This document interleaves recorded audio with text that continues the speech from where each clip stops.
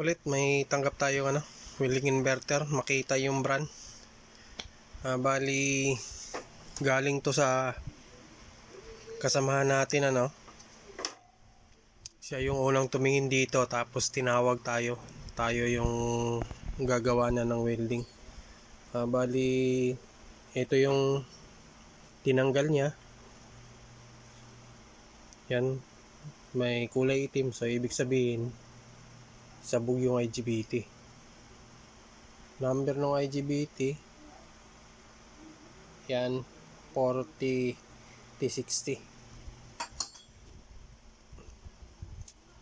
Hindi na natin ipa-plug-in yung welding kasi nga gawa nga ng sabog yung IGBT.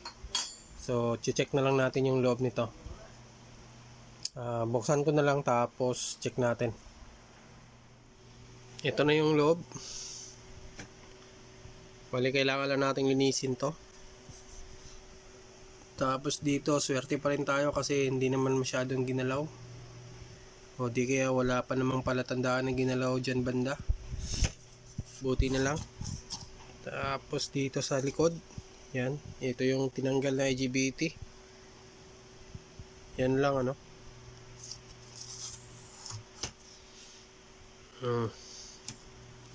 So balik lang ako pagka nalinis na to. Bali ito na yung board ni Makita. Yan yung bakas ng tutok ng IGBT. Tapos dito sunog din yata yung mga resistor dito. Ayun, sunog na. So kailangan nating palitan lahat ng pyesa na nandyan. Tapos tanggalin ko muna yung IGBT para makita natin yung mga iba pang pyesa na nasira.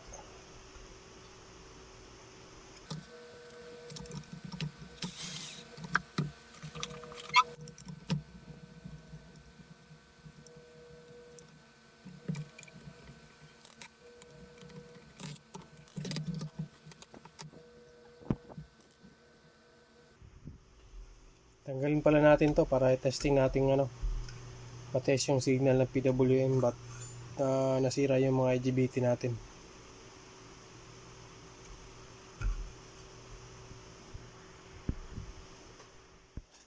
Ito na yung board ni Makita Bali may i-share lang ako dito. Hindi naman sekreto ko yung ituturo ko sa inyo Wala namang sekreto sa electronics kung matyaga lang kayo malalaman nyo rin. Bali ang problema ng board na to o di kaya ng welding is nasira yung IGBT natin, di ba? Tapos tinanggal ko yung pulse distributor transformer natin ng IGBT, tsaka tinanggal din natin yung switching transformer natin ng power supply kasi nga naglagay tayo ng workbench power supply natin. Tapos nagkabit na rin ako ng ground. Ito yung ground sa tester digital at saka sa scope. Ngayon naman bali ituturo ko lang paano mag-determine na sira yung PWM nyo kahit na gumamit kayo ng scope o di kaya gumamit kayo ng analog tester. Paano nyo ma-determine na sira yan, na kung tutusin may lumalabas naman na signal paano ba hindi liwanag ayan, ganyan na lang.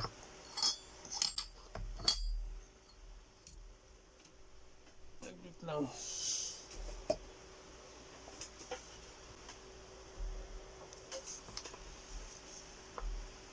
Okay, yan. So tandaan nyo, pagka 3525 ang ginamit, bali ang out nyan is pin 11 at saka 14. So kung nagte-test kayo gamit yung kunwari dito mag-ground kayo,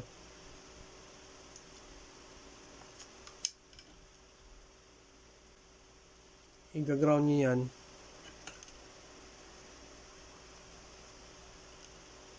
Pero hindi masyadong ano dito. Tapos nakaset kayo ng DC, hindi nyo marireading yan ng matino. Okay, subukan na rin natin. So bali yung ginawa nating test point dito na dalawa, ito yung pin 11 at saka yung pin number 14. So tingnan nyo lang yung ano natin, analog tester. So ayan, isa. So nakaset tayo ng 10 volts doon. Tapos yung isa naman, yan. Anong napansin nyo?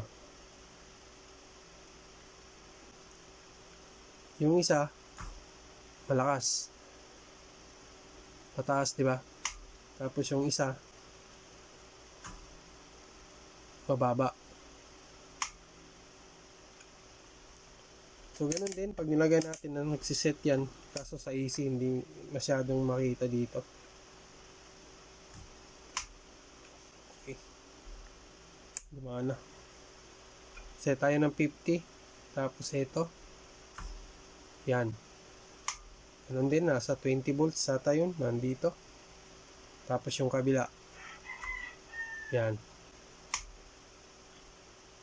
So, based dun sa reading ng dalawang to, hindi magkaparehas yung nilalabas ng pin 11 at saka 14. So, dun pa lang sa reading na yung dalawa na yun, dalawang pin, madidetermine nyo na may problema yung PWM natin. Dapat kasi, ito yung tatandaan nyo, marami kasing welding na gumagamit ng iba't ibang klaseng power supply. Ang pagka yung gumamit, meron kayong nakitang 12, meron kayong nakitang 15, meron kayong nakitang 7805, yung 05, huwag nyo na masyadong intindihin yan. Yung 15 at saka 12 lang pag nakita nyo. So pagka yun ang na-encounter nyo, pagka binaliktad nyo yung reading ng dalawang dito, pagka dito kayo nag-tester ng ganito, papakita natin dito sa pin 11 at saka 14, papakita ko. So yan, okay, tandaan niyo yung ano ha, hindi ko lang pwedeng patagalin kasi baka masira yung N channel at saka B channel MOSFET natin, itong dalawang to. So tandaan nyo, yan yun, yung reading, yan. Okay, tapos pag binaliktad nyo yung tester, mag-iiba yung reading. Yan, hihina. Kung sa maraming supply ng welding machine, dapat kung naka-counter kayo ng ganyan, okay lang yan. Pero pagka single supply ang ginamit, ibig kong sabihin ng single supply, isang supply lang ang pinanggagalingan ng op-amp, PWM, at saka yung MOSFET natin, dapat iisang reading lang din ang marireading mo kahit na baliktarin mo yung pin 11 at saka 14. Kaya naman nasisira yung mga IGBT natin, gawa nga ng nagmamalfunction yung PWM natin dito. So kahit na dito tayo mag-tester, supposed to be dito. Lalo na sa scoop, kung sino yung gumagamit ng scoop kung meron, makikita nyo at saka malalaman nyo yun. So dito tayo. Yan. Ito na yung pulse distributor transformer natin na papuntang IGBT. So, ganun din. Yan o. Okay yan dyan. Ganyan. Tapos, pag binaliktad mo, yan, mahina. So, palatandaan yan na may problema yung PWM nyo. Kahit na maglagay kayo ng bagong IGBT dito, kahit na makailang beses, masisira at masisira hanggat hindi na naayos yan. So doon naman tayo sa scope para makita nyo. Yung sa mga hindi gumagamit ng scope, so tingnan nyo to. Hindi ko lang masyadong patagalin kasi masisira yung ano natin. Etong dalawang to.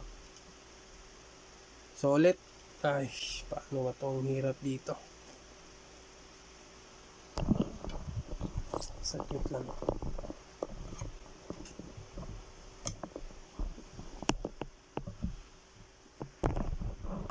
Ganituin ko na lang sana.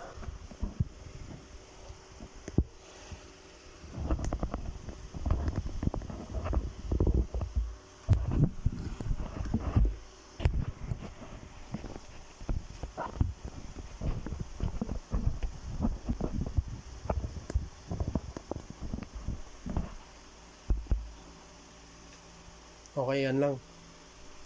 So, on natin. So, ayan. Yan yung signal. Tapos, yung frequency, hindi na siguro masyado makita. Yan yung frequency natin, 19.8, 44 kHz. Tapos, dun sa kabila, titest natin yung kabilang pin. Hindi ko na pakita sa inyo kasi mahirap eh. Isang kamay lang gamit natin. On ulit natin. Yan. Okay. Lumabas din. So, yan na yun. Tapos, ito yung reading niya. Yan. 8.47 volts. At saka yung frequency, ganun din. 48. Pero napapansin nyo, magkaiba yung voltahe nila, no? So, balik tayo dito, dyan. Tapos, ito yung isa nyong mapapansin sa gumagamit ng scoop dyan. Pagka nag-test kayo dito, kunwari, dito na kayo magte-tester, dalawa. Yan, dyan yun ang ginagamit sa pin 11 at saka 14. So, dapat ang marireading natin dyan is full waveform na ng dalawa. Anong ibig ko sabihin? So, balik tayo dito. Balik tayo. So, on ulit natin. Tapos, ipupush ko lang din. Yan. Ano napapansin nyo? Okay naman, di ba? Ito yung full waveform na niya. Kung titingnan nyo sa scope, o hindi kayo masyadong sanay pa, wala namang problema kasi tama naman yung signal eh. Ito yung full waveform niya. Pero pagka sanay kayo tumitingin ng waveform, may mali. Kasi dapat, kung parehas ng voltahe ito, dapat ito nasa mataas to.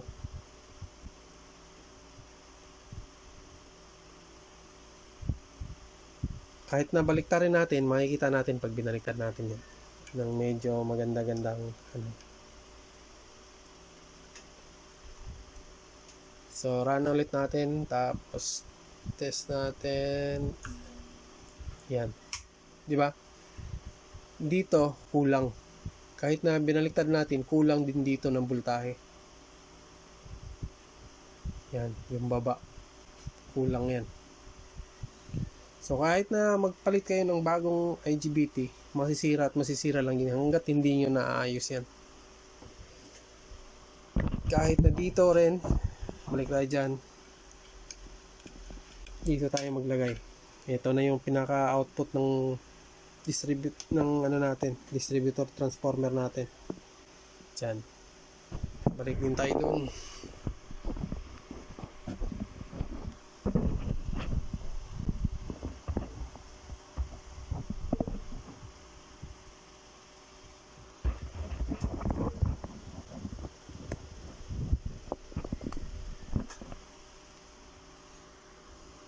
Saglit lang ayusin ko lang to. So, bali dyan. Tapos, test ulit natin. Run.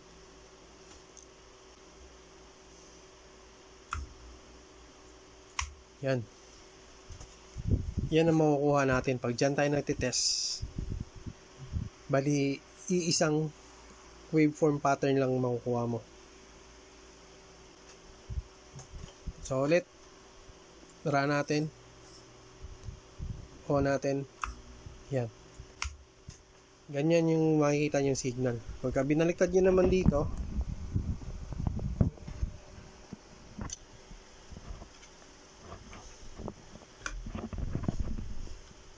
Lipat natin dyan.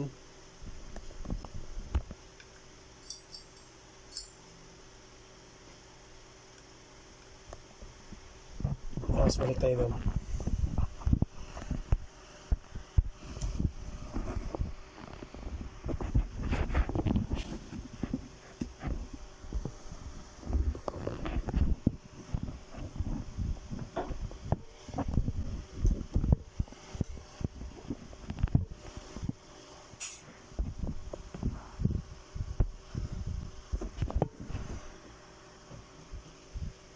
So ayan, test ulit natin.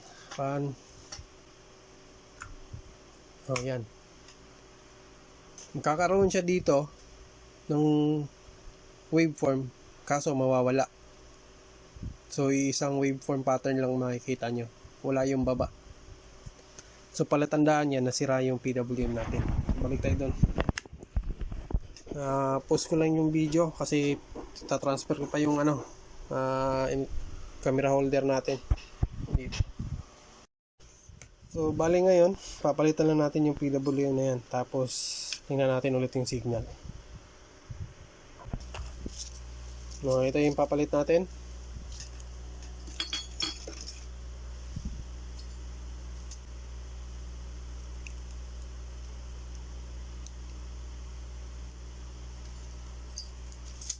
Makita natin number kasi yung iba tumitingin ng number eh. Yan,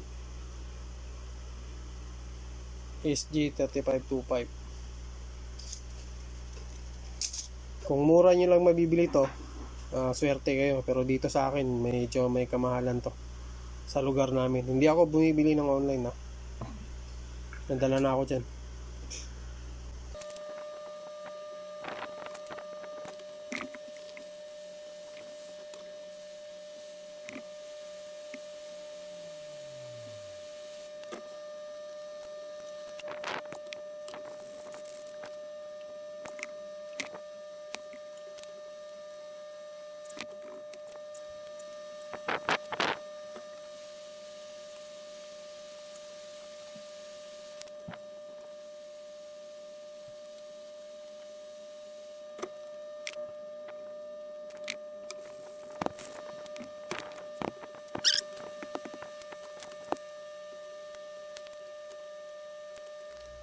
So bale yan, so testing ulit tayo.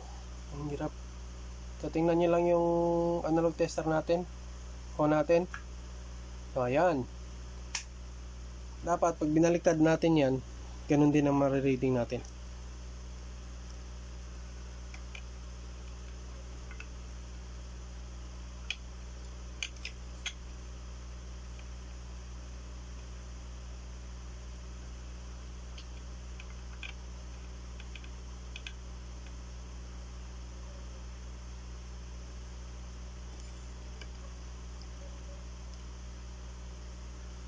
So, ulit natin. Yun. Diba? Parehas. Anong sabi ko? Yan yung dapat. Hindi ko naman yun. Sekreto na hindi sana sikreto na hindi sikreto. Parang ganon. Bali, tuturo ko lang sa inyo na dapat ganon ang signal na makukuha nyo. Dapat dito. So ayan, balik rin natin, dapat ganun din. Yun, okay na yan. Tapos pakita natin dun sa scope.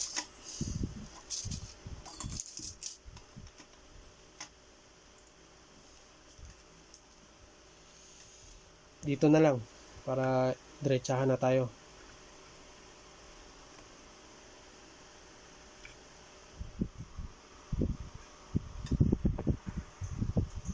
So bali yan So ngayon oo natin. Yan. Okay.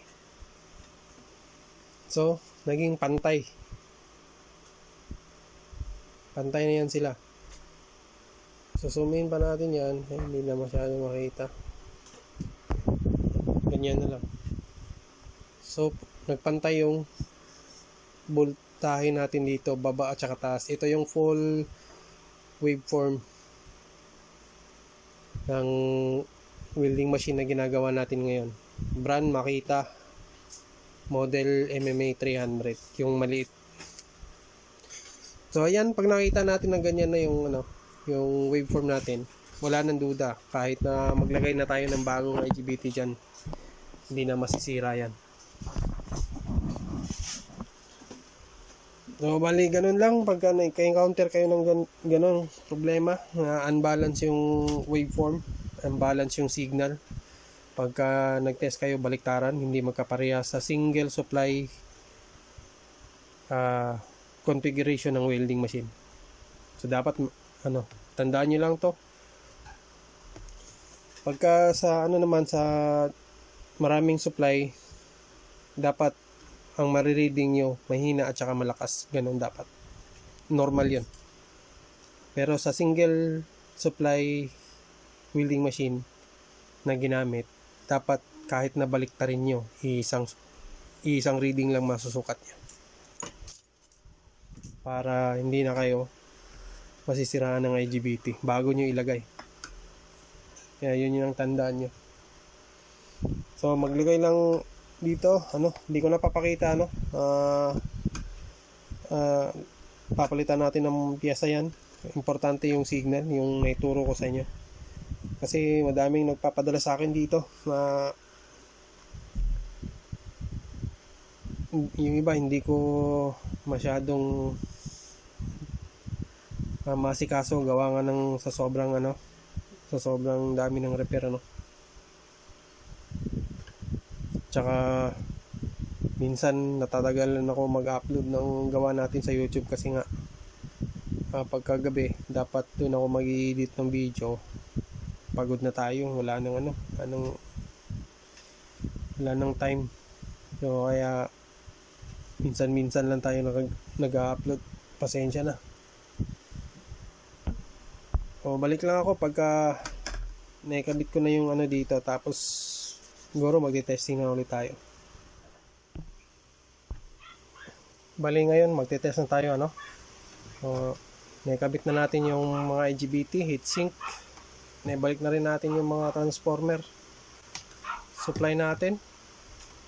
Bali saglit na natin papanda rin to, kung may makuha ba tayong output voltage, So pag meron, papatayin natin, tapos doon na tayo magte-testing pag nakakabit na sa chassis yung buong board ng welding machine.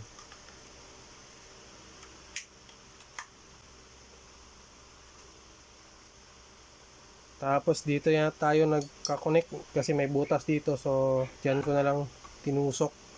Tapos yung ground natin dyan. Tapos ang tabayanan nyo na lang yung display natin. Gagamitin nating power supply is yung power supply na ng welding machine. Tsaka malalaman natin dito ngayon kung buo pa yung power IC natin. Ito. So ngayon on na natin. Na-check ko naman siguro lahat. Check on na.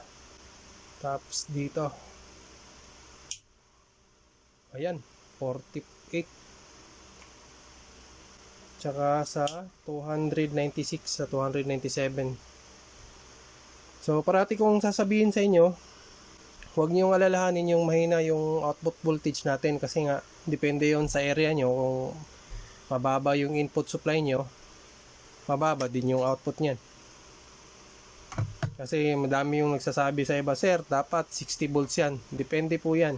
So para maniwala kayo, ito yung supply natin. Yan. So 199 lang yung supply voltage ko, 200. So kulang. Pagka umabot kayo ng 235, syempre tataas yung supply nyo ng, siguro makaka-reading kayo ng 60 volts o mahigit pa. Ang importante yung ampere ng welding ginako-control. Yan yung pinaka-importante. Tsaka yung sinabi ko, na paano mag-tester paano nyo malalaman na sira yung ano doon, no? Hindi ko naman sikreto yun. Wala namang sikreto doon sa mga electronics eh. Basta marunong lang kayo mag-test, mag-check. Makukuha nyo yung problema. Basta wag kayong maglalagay ng IGBT na bago pagka hindi kayo sure doon sa signal ng PWM natin. So ayun, babalik lang ako, no? Kakabit lang natin to sa board, sa chassis para ano na. At saka yung pinagkaiba ko rin na naninigurado ako pagka tayo gumagawa na hindi tayo napuputokan ng IGBT. Kasi may mga iba tayong mga kasamahan na gumagawa din. Pag on ng unit, umaandar naman, wala namang problema, no? Pero habang tumatagal, pag nagtitesting na, doon pa sasabog yung, no, di kaya puputok yung IGBT o masisira yung IGBT. So sa akin, iniiwasan ko nung ganun ang mangyari. Kasi medyo may kamahalan yung mga pyesa na yun. Masakit sa bulsa. Panigurado na lang. So ulit, babalik ko. Kakabit ko lang sa chassis to. Bali, on natin yung welding. So ayan. Tapos magte-test tayo ng output. So 52.3. So sabi ko nga sa inyo, huwag niyo masyadong alalahanin yung output kasi nagbabago yan kung ilan yung input supply ng kuryente nyo. Kung mataas, tataas din yan. So tingin tayo dito sa ano natin, titingnan natin kung ilan yung supply na pumapasok sa atin. So ayan, on natin. So nasa 216 volts AC. Siguro pag umabot ng 235 yan, so magiging 60, depende. Basta ang pinaka-importante, yung amperahe ng welding na kokontrol natin.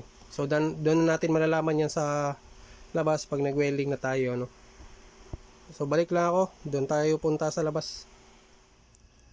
Andito na tayo sa labas, ano? Magte-testing tayo ni Makita 300, pero malayo sa 300 amperes to.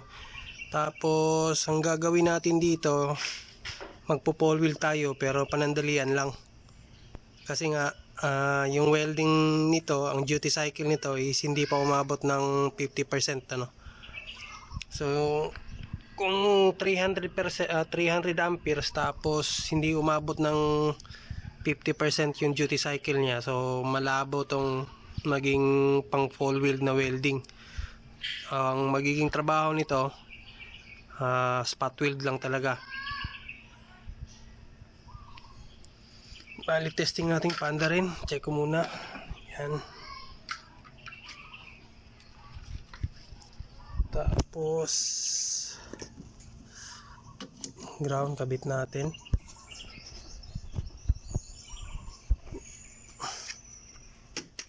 So on natin yung welding. So ayan. Settings ng hanggang 305. So dito lang muna tayo sa yan 145. Tapos tingnan natin.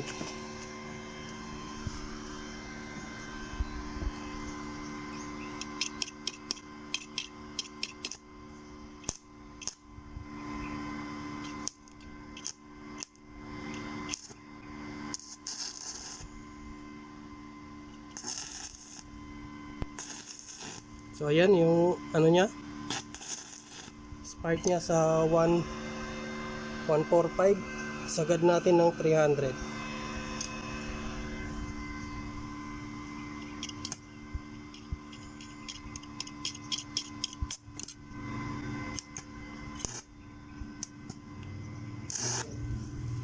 Malakas.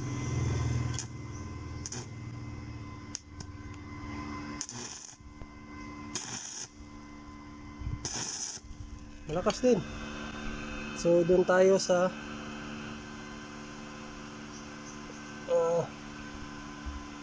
80.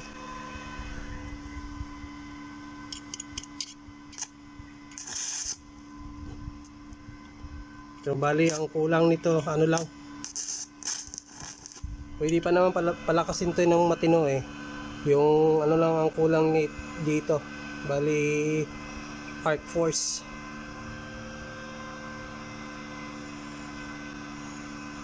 So dyan lang tayo, 139 welding tayo dito. Yan.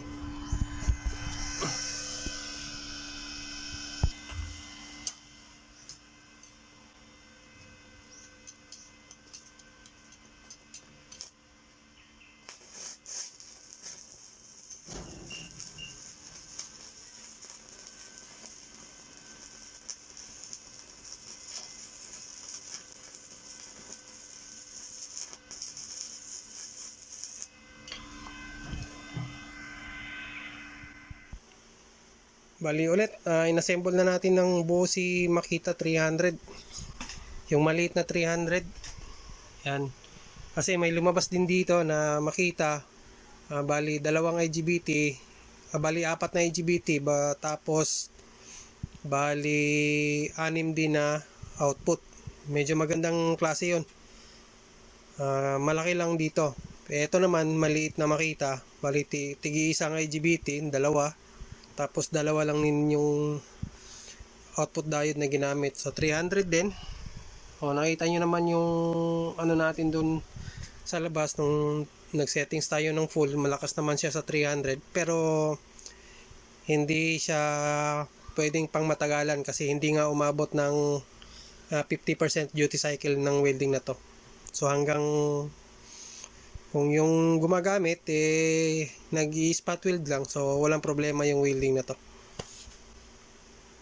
At saka sana sa video na to makatulong to sa inyo o di kaya sa lahat ng gumagawa ng welding machine. Kung nadududa kayo doon sa signal ng nilalabas ng PWM, so dito napakita ko sa inyo kung paano kayo magduda sa signal na yon kung may problema yung PWM na yon. Tsaka sa lahat na rin ng nais ko na rin magpasalamat sa lahat ng nanood ng video ni Tagong Pix tsaka sa lahat ng nakasubscribe. So maraming salamat po sa inyo. So di ko na pahabain yung video. Magkita-kita ulit tayo sa susunod na repair. So hanggang sa muli, maraming salamat.